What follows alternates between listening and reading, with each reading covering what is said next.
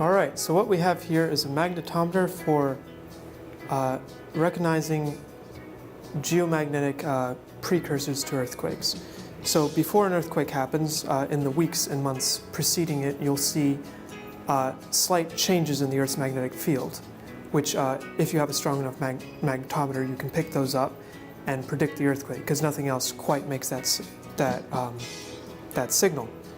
So we've been working on trying to build a magnetometer that is sensitive enough to pick up those particular disturbances. So what we have here is the magnetometer itself. You can see we have a drive coil that goes through the middle here and a sense coil that goes around the outside. We wound this ourselves.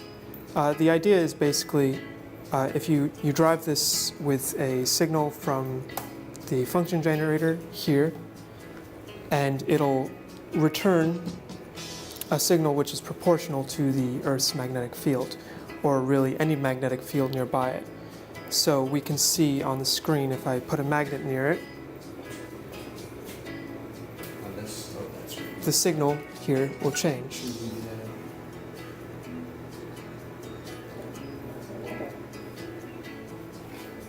And you see here it's gone off the screen a bit.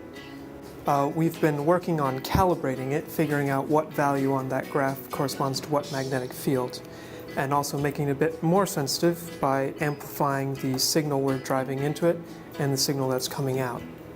We're capturing the signal from this using a LabVIEW MIDAC, and you can see on the screen that is the LabVIEW front end.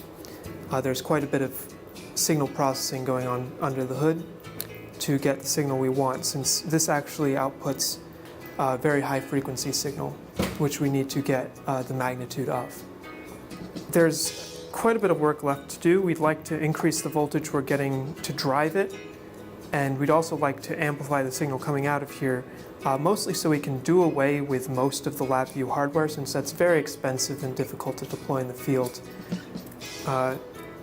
We've been working a bit on that here with an amplifier, but haven't had much luck.